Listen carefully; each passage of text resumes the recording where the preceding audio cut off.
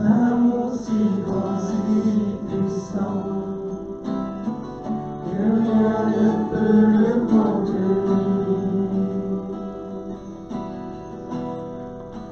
Tu sais mes espoirs,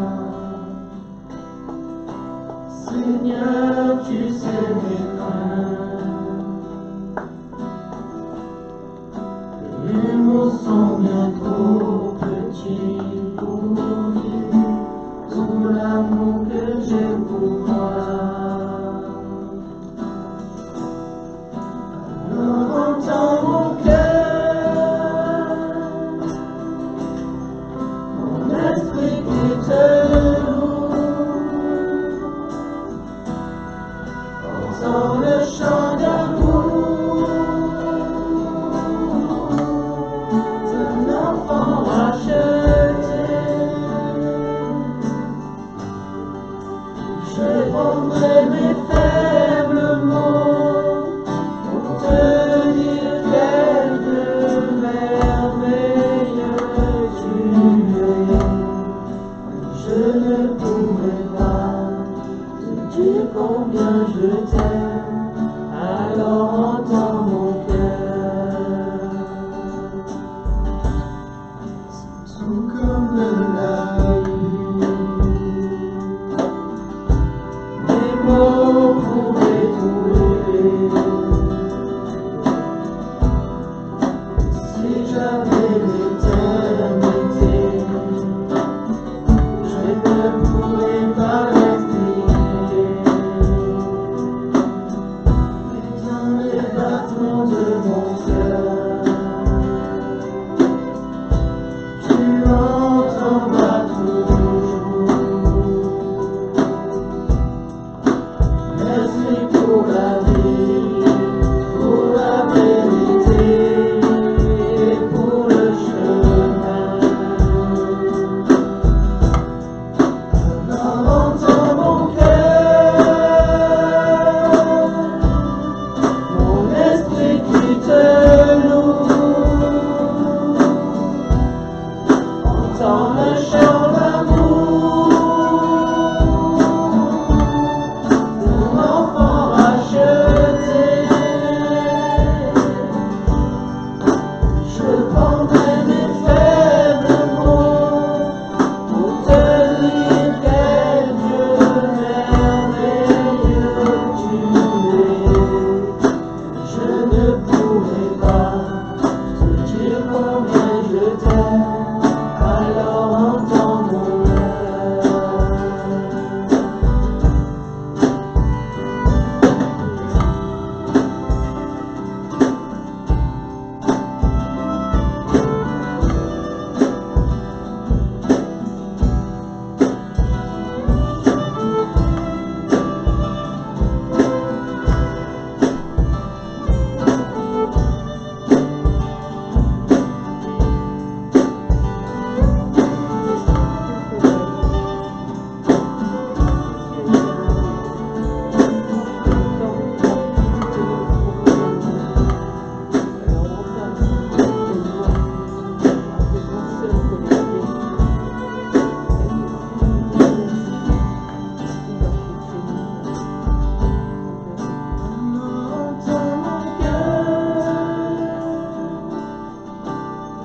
Mon esprit qui te loue, entends le chant d'amour d'un enfant racheté. Je prendrai mes faibles mots pour te dire quel Dieu merveilleux tu es. Je ne pourrai pas te dire combien je t'aime, alors entends mon cœur. Je ne pourrai pas te dire combien je t'aime, alors entends mon cœur. Je ne pourrai pas te dire combien je t'aime.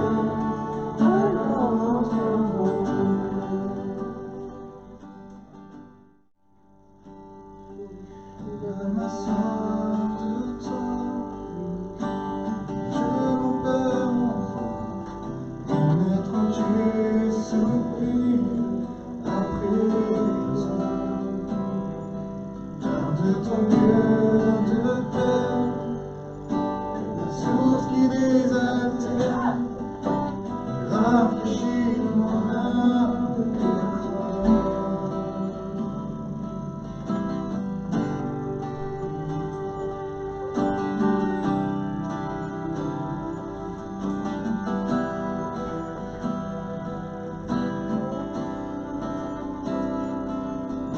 Ma soif de toi, mon Dieu, mon Père, mon roi, mais quand tu soupires avec toi, car de ton cœur de paix, la source qui désaltère, rafraîchit mon âme de toi.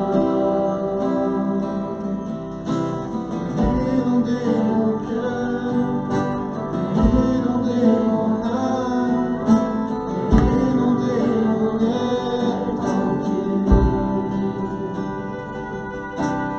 Inonder mon cœur, inonder mon âme, inonder mon être entier.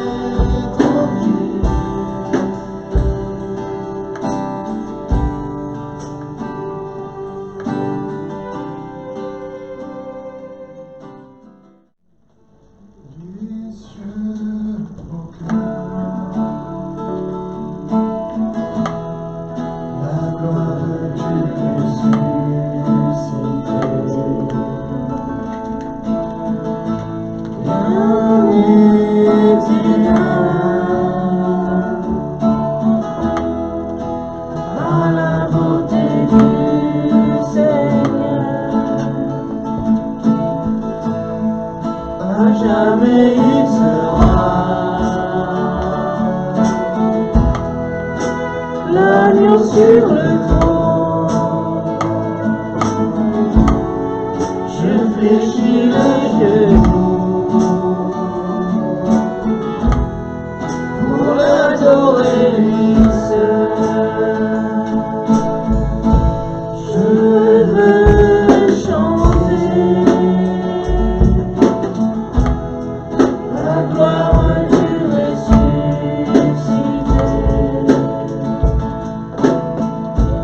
l'agneau immolé nous a rachetés pour Dieu.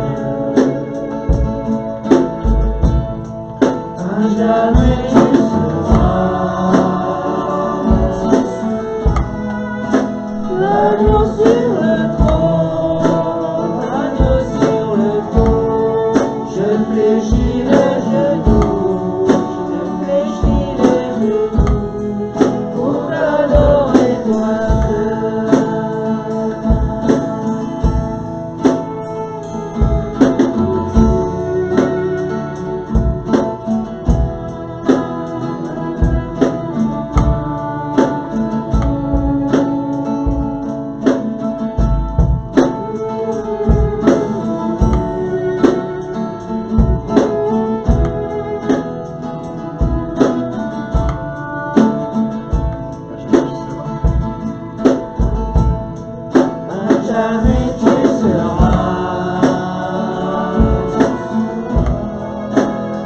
l'agneau sur le trône. Je fléchis les genoux pour t'adorer toi seul. À jamais tu seras l'agneau sur le trône. Je fléchis les genoux pour t'adorer toi seul.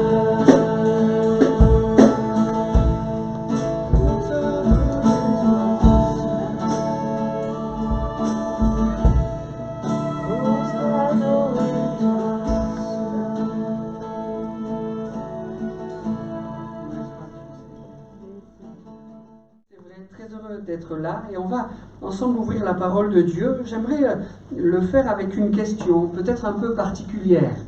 Vous êtes plutôt cheval ou autruche? Je ne parle pas du menu de ce midi, je crois que les deux viandes se mangent même si ce n'est pas une grande habitude. Vous êtes plutôt cheval ou autruche? Je pense que vous allez comprendre où je veux en venir avec la lecture que nous allons prendre ensemble dans le livre de Job au chapitre 39 et au verset 16.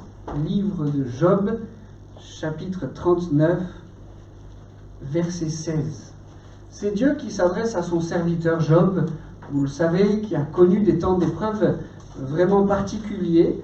Et Dieu s'adresse à lui avant de le relever, avant de le rétablir, avant de lui redonner les bénédictions que le diable avait cherché à lui ôter. Job, chapitre 39, verset 16. L'aile de l'autruche se déploie joyeuse. On dirait l'aile, le plumage de la cigogne. Mais l'autruche abandonne ses œufs à la terre et les fait chauffer sur la poussière. Elle oublie que le pied peut les écraser, qu'une bête des champs peut les fouler. Elle est dure envers ses petits comme s'ils n'étaient point à elle. Elle ne s'inquiète pas de l'inutilité de son enfantement, car Dieu lui a refusé la sagesse et il ne lui a pas donné l'intelligence en partage. Quand elle se lève et prend sa course, elle se rit du cheval et de son cavalier. Est-ce toi qui donnes la vigueur au cheval et qui revêt son cou d'une crinière flottante? Le fais-tu bondir comme la sauterelle? Son fier hennissement répand la terreur. Il creuse le sol et se réjouit de sa force. Il s'élance au-devant des armes, il se rit de la crainte, il n'a pas peur, il ne recule pas en face de l'épée. Sur lui retentit le carquois, brille la lance et le javelot. Bouillonnant d'ardeur, il dévore la terre, et il ne peut se contenir au bruit de la trompette. Quand la trompette sonne, il dit « En avant !» et de loin, il flaire la bataille, la voix tonnante des chefs et des cris de guerre. Amen. J'aimerais qu'on puisse s'arrêter sur ces deux animaux. Dieu s'en sert au milieu d'autres, l'hippopotame, le crocodile. Vous pourrez relire toute l'intervention de Dieu auprès de Job, mais ici, Dieu se sert de ces deux animaux pour parler à son serviteur. Et je prie qu'il puisse se servir de ces deux animaux pour parler à nos cœurs ce matin. Remarquez qu'il n'est pas tendre avec l'autruche. Notons qu'il dit qu'il ne lui a pas accordé la sagesse. Et comme un parallèle, ou plutôt une opposition, Dieu parle du cheval comme le citant en exemple. Gardons cette opposition entre ces deux animaux pour souligner quelques points. On a avec ces deux animaux deux styles de vie radicalement opposés. Pour les deux est utilisé le même champ lexical de la joie. L'autruche est joyeuse, elle se rit du cheval quand elle est lancée dans sa course. À l'identique, il a utilisé le même champ lexical pour le cheval. Il se rit de la crainte, il n'a pas peur. Deux joies, deux styles de vie qui les poussent à la joie, mais deux joies foncièrement différentes. Il y a dans la joie de l'autruche quelque chose qui est de l'ordre de la légèreté. Elle est joyeuse. Mais rapidement, cette joie peut être contrée. Rapidement, cette joie peut s'éteindre. Le cheval aussi est joyeux. Et on va le souligner dans un instant, même dans un contexte très particulier. Le cheval est joyeux. Si nous regardons à ce monde, on va s'arrêter quelques instants sur la joie passagère de l'autruche. Si on regarde à ce monde, le monde sans Dieu peut connaître la joie. C'est vrai, hein? Nous pouvons voir autour de nous des hommes et des femmes qui sont touchés par la joie, même sans Dieu. Mais que se passe-t-il quand la lumière s'éteint? Que se passe-t-il quand ces hommes et ces femmes se trouvent seuls face à eux-mêmes, seuls face à leurs craintes, seuls face à leur angoisse? Que se passe-t-il quand ils mettent tous leurs efforts à chercher à saisir cette joie, et quand ils pensent l'avoir attrapée, quand ils pensent l'avoir fait leur, elle s'envole, elle s'échappe? Oui, l'autruche est joyeuse. Et oui, on peut connaître quelques joies dans le monde, quelques joies ici-bas. Mais la joie du cheval est bien différente. Elle n'est pas une joie qui nous échappe, mais elle est joie véritable. Quand Dieu dit à Job que le cheval se rit de la crainte, c'est dans une situation de combat. C'est dans une situation de guerre. C'est dans une situation où la joie devrait être absente. Et pourtant, elle est là, ancrée, présente. Je crois que Dieu veut faire la même chose avec nous. Je crois que Dieu veut faire la même chose avec le chrétien. Il veut communiquer une joie ineffable. Qu'on soit dans cette joie parce que les circonstances sont heureuses, ou que l'on connaisse cette joie, même au cœur du combat, même au cœur de l'épreuve. Êtes-vous plutôt autruche ou cheval? Une joie de façade, une joie d'apparence, oui, tout va bien, ou la joie du chrétien, le style de vie du chrétien qui marche dans la joie, même au cœur du combat, même au cœur de la guerre, même au cœur d'une situation des plus difficiles. Êtes-vous autruche ou cheval? Seigneur, merci pour la joie que tu nous promets. Une joie dans nos moments de victoire. Merci Seigneur pour celle déjà remportée. Mais aussi Seigneur, merci pour cette joie ineffable en toutes circonstances de notre vie. Cette joie attachée à nous, même dans les moments les plus durs, même dans les moments les plus douloureux. Le cheval a cette joie, ce style de vie épanoui, même dans la vallée de l'ombre. L'apôtre dit aux Thessaloniciens, soyez toujours joyeux. C'est pas facile, hein? Mais dans ce texte, le cheval nous montre que c'est possible. Il se rit de la crainte, même au milieu de la guerre. Seigneur, aide-nous à cela. Dans Acte 5, les apôtres sont trouvés joyeux d'avoir été jugés dignes de subir des outrages pour le nom de Jésus. Une joie qui ne dépend pas des circonstances. Ici, les circonstances des apôtres étaient à l'outrage. Mais une joie qui ne dépend pas des circonstances, mais une joie ancrée dans le cœur. Sommes-nous autruche ou cheval? Seigneur, donne-nous cette joie que toi seul sais offrir, que seul le ciel peut nous donner. Nous y avons soif. Seigneur, que nous repartions de ce lieu avec cette joie ineffable que toi seul sais donner. Entre cheval et autruche, il y a aussi un enseignement sur le travail. Remarquez que cela est cité dans le texte que nous avons partagé. Le travail sera pour nous ce matin le service.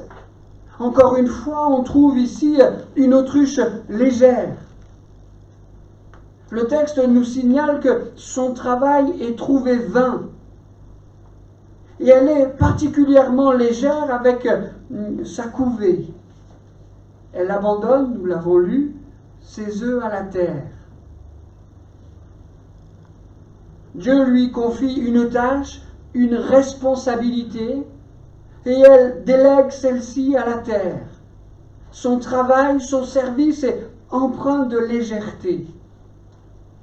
Vous le savez, avant que nous nous installions ici à Bolène, nous étions à une petite commune, Mercury, au-dessus d'Albertville. Et quelques mois avant que nous partions, un de mes fils vient me trouver en disant « Papa, papa, il y a un nid dans l'abri de jardin. » Alors, je l'accompagne, on va voir ce nid. Je lui dis « Ne le touche pas, peut-être qu'on va avoir une belle surprise. » Et puis, je l'ai oublié, mais lui non. Les enfants ne l'ont pas oublié.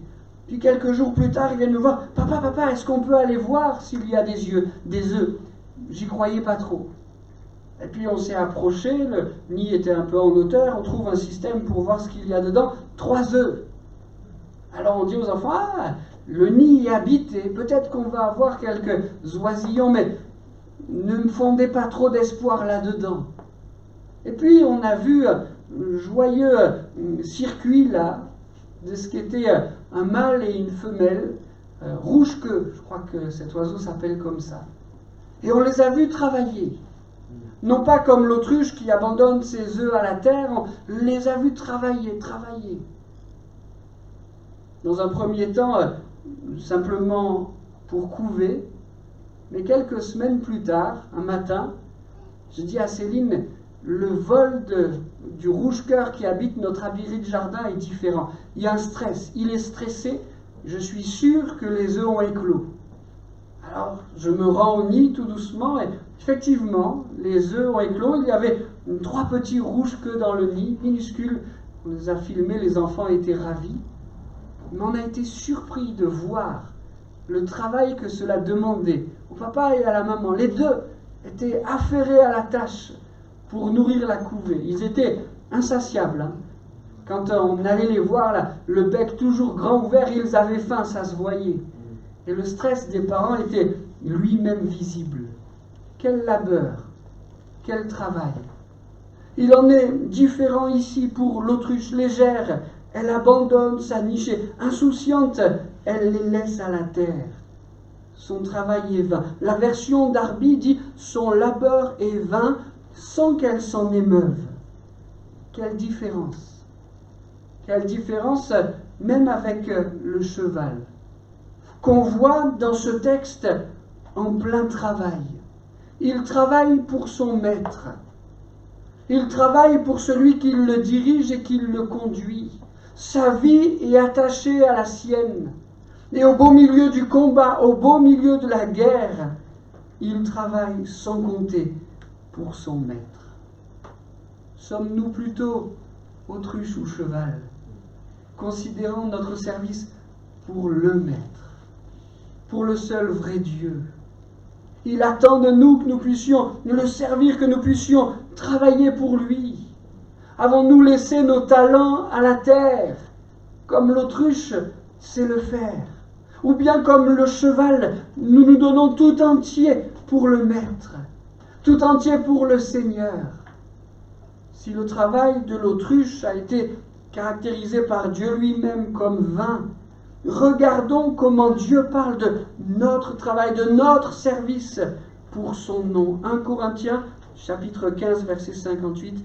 « Ainsi, mes frères bien-aimés, soyez fermes, inébranlables, travaillant de mieux en mieux à l'œuvre du Seigneur, sachant que votre travail ne sera pas vain dans le Seigneur. Amen. » Oh, pour le service, soyons à l'image de ce cheval consacré, offert tout entier à notre Seigneur. Ne négligeons pas les talents qu'il nous a donnés. Seigneur, nous voulons travailler pour ton nom. Amen. Consacré tout entier. Nous avons dans ce texte 2 rapports différents à la crainte. Nous avons parlé dans cette opposition entre autruche et cheval de 2 styles de vie, la joie véritable, celle que Dieu s'est donnée. Nous avons parlé de 2 façons de travailler, 2 façons de servir. Parlons maintenant de 2 rapports à la crainte. On pourrait presque dire qu'il y a dans ce texte 2 sortes de foi. Je fais plutôt l'autruche, ou le cheval? Vous avez tous déjà vu cette image où on voit comment l'autruche réagit au danger. Vous avez vu? La tête enfouie dans la terre, la tête enfouie dans le sol, en espérant que le danger passe. Je ne crois pas que c'est une vérité scientifique, hein, cette idée de l'autruche qui met la tête dans la terre, mais il y a pourtant une image vraie. Ici, le texte nous signale que l'autruche n'a aucune idée du danger. Elle abandonne ses œufs à la terre sans imaginer qu'ils pourront être piétinés, sans imaginer que le malin, que l'adversaire pourra venir ravir sa couvée. Elle enfouit sa terre dans le sol devant la crainte. Elle cède à la crainte. Croire que le problème n'existe pas alors qu'il est devant nos yeux, c'est une sorte de foi. Le problème est là, la difficulté est là, l'épreuve est là. Et on pourrait décider, choisir de faire comme l'autruche, enfouir sa tête dans le sol et attendre que ça passe. Vous savez que cette attitude, elle peut même exister chez le chrétien. Regardons cet homme de la parole de Dieu que le Seigneur veut utiliser pour sa gloire, Jonas. Il a été choisi comme prophète pour porter un message de condamnation. Peut-être sera-t-il suivi de la repentance et donc message de salut. Dieu le choisit, Dieu l'appelle, Dieu le qualifie. Va à Ninive. Nous connaissons l'histoire. Jonas s'en va à l'opposé, Tarsis. Et alors qu'il est sur ce bateau, la situation vient à se gâter. La tempête est là. Que fait Jonas? L'autruche. On ne le juge pas, hein, mais c'est ce qu'il fait.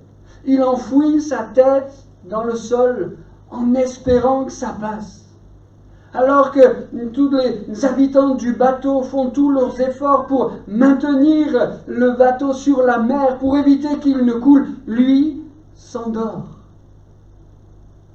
Il a une sorte de foi qui le pousse à croire que ne rien faire va permettre que la situation s'arrange par elle-même. Nous savons que sa situation va changer à partir du moment où il va faire face à son péché et qu'il va demander à Dieu la repentance. Cette foi première qu'a eue Jonas n'est pas celle que Dieu attend de nous. Le cheval, à l'opposé de l'autruche, fait face à la situation difficile, il fait face à la crainte. Je crois que c'est là la vraie sagesse. S'il est dit de l'autruche que Dieu ne lui a pas accordé la sagesse, en nous donnant l'exemple du cheval, Dieu nous montre quelle réaction avoir en face de la crainte, des réactions de sagesse. Le cheval, en face du danger, sait l'affronter. Non pas parce qu'il aurait quelque insouciance, mais parce qu'il se sait armé, parce qu'il se sait équipé, et surtout parce qu'il sait que son maître est celui qui pourra le garder, le protéger. Il y a un texte dans la parole de Dieu, dans le livre des Proverbes, qui nous dit « Le cheval est équipé pour le jour de la bataille, la délivrance appartient à l'Éternel. » Je crois qu'il y a dans ce verset de la parole de Dieu quelque chose d'essentiel quand nous avons à traverser la crainte. Faisons notre part et Dieu fera la sienne. Je crois que c'est ce que signifie ce verset. Le cheval est équipé pour le jour du malheur. Il y a notre part. Et vous savez, équiper un cheval pour le rendre comme cela au milieu de la difficulté de l'épreuve, c'est tout un travail en amont. Et ça y est, le cheval est équipé. Le cheval est prêt. Le cheval est confiant. Et la délivrance appartient à l'Éternel. Je crois que devant nos craintes, nous avons notre part à faire Ne pas enfouir notre tête dans le sol en espérant que la situation s'améliore d'elle-même. Mais rester confiant, rester dans la foi, rester dans l'intercession, dans la prière, rentrer dans la repentance si c'est cela ce que Dieu attend de nous. Être ce cheval équipé pour la bataille. Mais non pas en considérant que seules ces actions nous permettront d'en sortir, mais en considérant que la délivrance appartient à l'Éternel. Seigneur, c'est toi qui agiras. Seigneur, c'est toi qui interviendras. Seigneur, c'est toi qui me relèveras. Seigneur, c'est toi qui accorderas la victoire. Seigneur, c'est toi qui transformeras la crainte en allégresse et en victoire. Amen. Sommes-nous plutôt autruche ou cheval? Si ce texte nous a permis de parler de la foi, faire face à la crainte en comptant sur le Seigneur pour qu'il nous en délivre, si ces quelques versets nous ont permis de parler du service, Seigneur, nous voulons nous consacrer pleinement et travailler pour toi. Si ces versets nous ont permis de parler de la marche chrétienne, cette marche dans la joie et dans la joie véritable, trouvons que ces versets peuvent aussi nous permettre d'aborder ce point tellement important de la louange et de l'adoration. La parole de Dieu est merveilleuse, n'est-ce pas? Avec une autruche et un cheval, Dieu nous permet de fixer nos regards sur cette merveille qu'est la louange et l'adoration. Ce texte nous parle de l'aile de l'autruche, qui se déploie joyeuse, l'aile qui ressemble au plumage de la cigogne.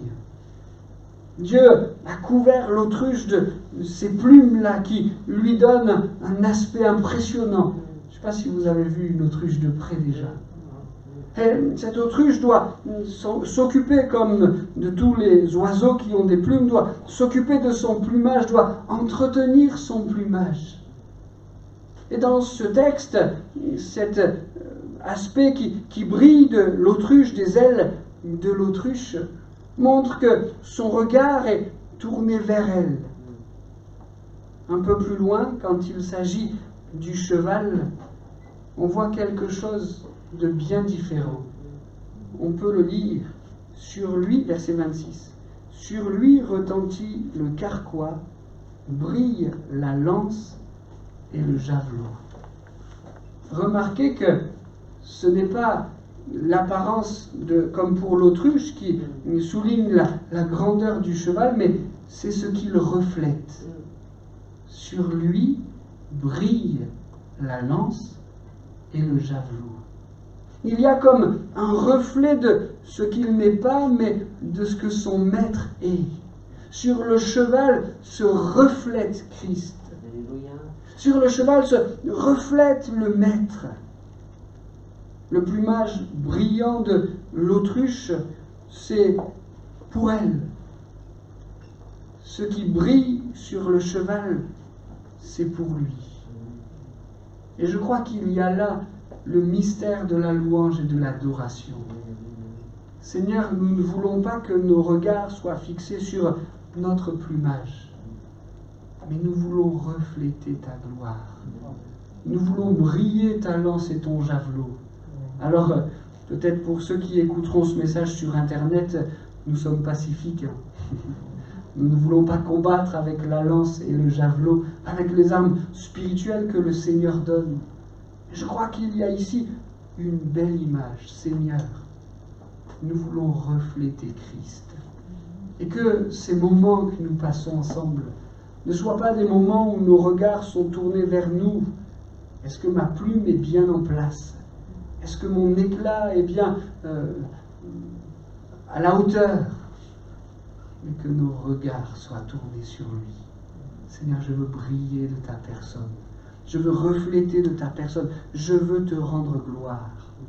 Il y a un texte que j'aime particulièrement dans les Écritures, dans 2 Corinthiens, au chapitre 3 et au verset 18. Nous tous, dont le visage découvert reflète la gloire du Seigneur, nous sommes transformés en la même image, de gloire en gloire, par l'Esprit du Seigneur. Amen. Seigneur, nous voulons refléter Christ. Et alors que nous chercherons à ainsi te rendre gloire, nous serons transformés en la même image que toi. Seigneur, aide-nous à ne pas avoir nos regards centrés sur nous, mais levés sur toi, afin que nous puissions refléter ta grandeur et ta majesté. Amen. Il y a dans ce texte également un rapport à la sainteté, dans ce sens de deux aspects différents par rapport au malin. L'autruche, elle l'oublie. Elle oublie qu'il est là. L'autruche, elle n'a pas conscience des pièges que l'adversaire, que son adversaire, pour nous, le malin pourrait dresser devant lui. Presque, elle ignore sa présence. Elle n'adapte pas son comportement en fonction de celui qui lui veut du mal. Le cheval, c'est tout l'inverse. Il s'inscrit dans le combat spirituel. Et il y a là aussi deux attitudes opposées. Deux attitudes qui nous enseignent, deux attitudes qui nous poussent à dire, nous chrétiens, nous voulons être conscients du combat spirituel dans lequel nous sommes, afin de remporter la victoire. Regardons Judas. Encore une fois, si tout à l'heure nous citions Jonas, ici nous citons Judas sans juger, qu'aurions-nous fait à leur place? Mais regardons Judas. Il ignore le piège et il tombe. Il ne met pas des œufs en terre, mais il met des deniers en poche. En ignorant complètement que dès le premier denier mal acquis qu'il met dans sa poche, la chute le guette. En ignorant complètement que cette attitude-là va le pousser à trahir son maître. Il ignore la présence de l'ennemi, de l'adversaire. Il ignore les pièges qu'il met devant lui. Et il tombe. Oh, si nous étions allés le voir, en le mettant en garde sur son attitude, certainement il nous aurait répondu « c'est pas si mal. Tout le monde fait comme ça. » Peut-être si nous avions la possibilité d'aller voir l'autruche en lui disant « attention, ne mets pas tes œufs en terre. Quelqu'un pourrait marcher dessus ou bien quelqu'un pourrait venir te les dérober. » Certainement, l'autruche nous répondrait « mais enfin, toutes les autruches font comme cela. » Seigneur, nous ne voulons pas être trouvés légers quant au péché. Seigneur, nous ne voulons pas être trouvés légers quant aux œufs placés en terre, quant aux deniers placés injustement dans notre poche, quant à la tentation à laquelle nous cédons, et puis nous pourrions là augmenter la liste des péchés qui insidieusement voudraient venir s'installer dans nos cœurs.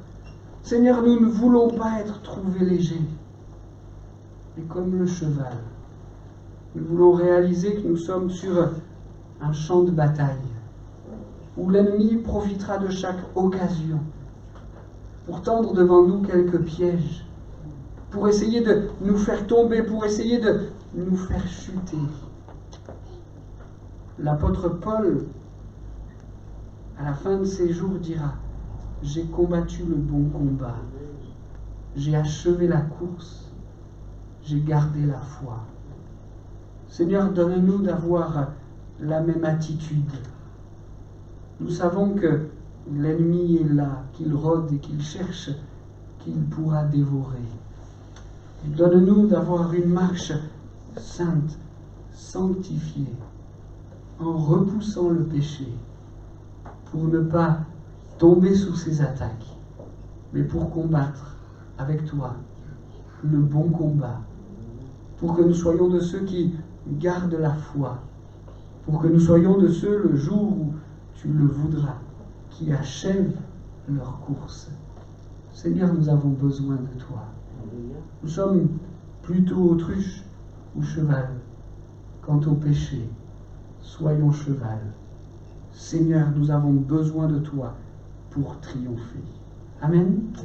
Alors, dans cette opposition de ces deux animaux, une invitation à la marche chrétienne, non pas dans une joie de façade, mais une joie profonde qui nous accompagne même dans les moments d'épreuve. Dans cette opposition avec ces deux animaux, une façon de travailler, une façon de servir pour le Maître, s'abandonnant à lui plutôt que d'enfouir nos talents en terre.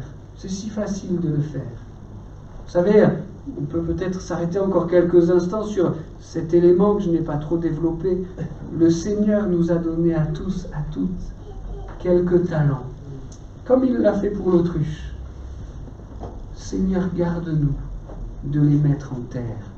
Nous avons tous, ici, tous et toutes, quelques talents, quelques services à notre mesure, selon ce que Dieu nous a confié. Nous avons tous et toutes quelques talents. Nous ne voulons pas les mettre à la terre, mais nous voulons nous abandonner au Seigneur pour les faire fructifier. Nous avons dans cette opposition avec ces deux animaux deux rapports à la crainte qui parlent de notre foi. Seigneur, nous te faisons confiance. Nous ne voulons pas fermer les yeux en croyant que l'épreuve partira d'elle-même, mais nous voulons l'affronter, y faire face. Nous voulons prendre ton équipement, mais aussi et surtout, nous voulons compter sur ta grâce. La délivrance, elle est entre tes mains.